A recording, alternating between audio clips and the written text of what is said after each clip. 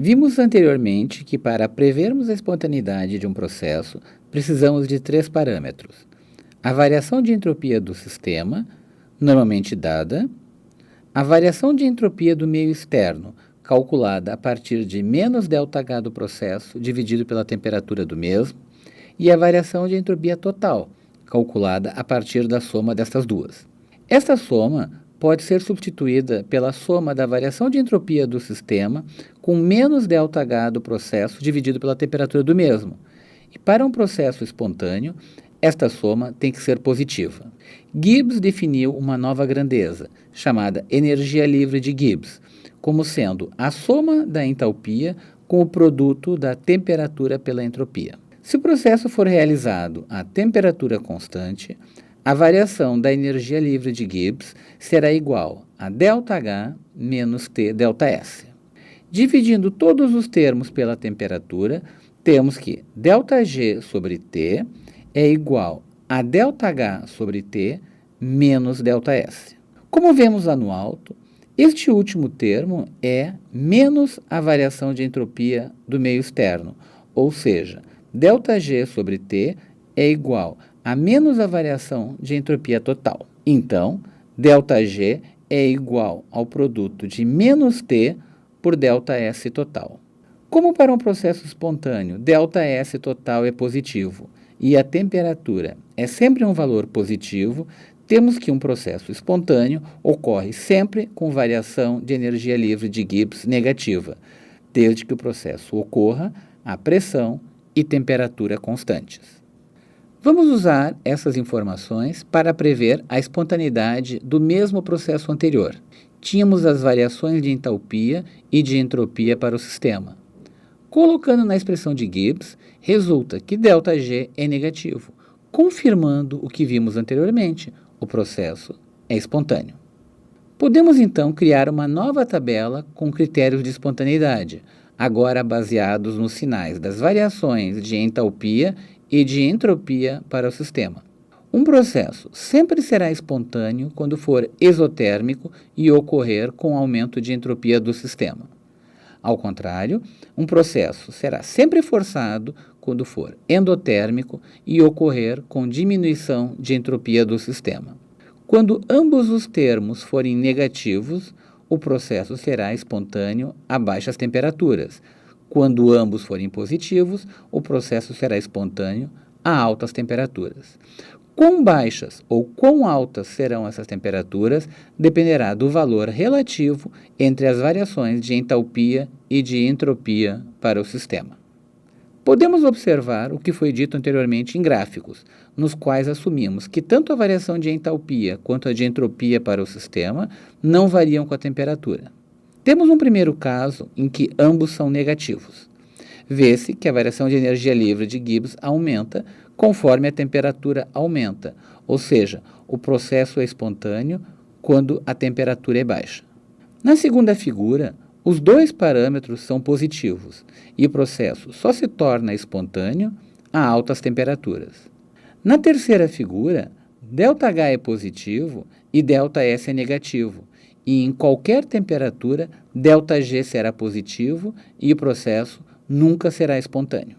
Finalmente, na quarta figura, ΔH é negativo e ΔS é positivo, e em qualquer temperatura, ΔG será negativo e o processo sempre será espontâneo. Podemos ver exemplos das situações anteriores. Potássio reage com água com grande liberação de calor, ΔH é negativo, e a reação forma gás, ΔS é positivo. Assim, a reação de potássio com água será espontânea em qualquer temperatura. O sulfato de cobre pentaidratado, quando aquecido, perde as águas que o constituem, na forma de vapor. A reação ocorre mediante aquecimento, ΔH é positivo, e havendo liberação de vapor, ΔS é positivo. Assim, a reação é tanto mais espontânea quanto maior for a temperatura. Quando a água solidifica, há liberação de calor, ΔH é negativo. A estrutura do sólido é mais organizada, então a solidificação se dá com diminuição da desordem, ΔS é negativo. O processo, então, só é espontâneo abaixo de determinada temperatura. Finalmente, a oxidação de um metal nobre, como o ródio, é endotérmica. Como há consumo de gás, a variação de entropia é negativa. Assim, essa reação não é espontânea em nenhuma temperatura. A mudança na temperatura pode inverter a espontaneidade de uma reação. Em siderurgia, pode-se obter ferro metálico a partir da reação de seu óxido com coque, que é uma forma de carbono impuro. Se analisarmos os parâmetros termodinâmicos dessa reação, veremos que a variação de entalpia, que pode ser calculada a partir das entalpias padrão de formação, é positiva, o que é desfavorável para a reação. Entretanto, a variação de entropia, que pode ser calculada a partir das entropias molares absolutas, é positiva, o que é favorável. Se traçarmos um gráfico de ΔG contra a temperatura, veremos que a 838 Kelvin o termo entrópico tem valor igual ao termo entálpico. A partir dessa temperatura, o termo TΔS passa a ser maior que o termo ΔH. Como a lei de Gibbs é ΔG igual a ΔH menos TΔS, a partir de 838 Kelvin, ΔG é negativo, o que quer dizer que a partir dessa temperatura, o processo de obtenção de ferro metálico passa a ser espontâneo. Uma maneira interessante de se interpretar fenômenos é traçarmos gráficos de energia livre de Gibbs em função da temperatura para compostos em diferentes estados físicos. Para a água, em seus 3 estados físicos, temos o gráfico da esquerda. Quando os valores são iguais entre 2 estados físicos, temos equilíbrio entre as 2 fases. Então, a temperatura em que as energias livres molares da água sólida e líquida são iguais na pressão de uma atmosfera é 0 graus Celsius. A temperatura em que as energias livres molares da água líquida e vapor são iguais na pressão de uma atmosfera é 100 graus Celsius. Também podemos observar qual é a fase mais estável em cada temperatura. Será sempre aquela com menor energia livre de Gibbs. Já o gráfico para o gás carbônico mostra uma particularidade. Na pressão atmosférica, em nenhuma temperatura o líquido é a fase mais estável. Então, tem-se, de acordo com a temperatura, ou sólido, ou vapor, ou equilíbrio entre ambos. Vimos anteriormente que podemos calcular a variação de entalpia de uma reação a partir das variações de entalpia de formação. Também vimos que é possível calcular variações de entropia de uma reação a partir das entropias absolutas. Ora, se tivermos ΔH e ΔS de uma reação, basta aplicarmos a lei de Gibbs e calculamos ΔG. A partir do sinal deste, podemos estabelecer se a reação é espontânea ou forçada a determinada temperatura. Veremos mais adiante que o valor de ΔG depende da composição da mistura. Podemos padronizar nossos dados se considerarmos o sistema no seu estado padrão. Lembrando que o estado padrão de uma substância é ela pura, se ela for um sólido ou um líquido.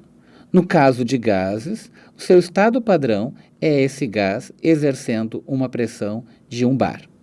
No caso de soluções, o seu estado padrão é quando a concentração do soluto é 1 mol por litro.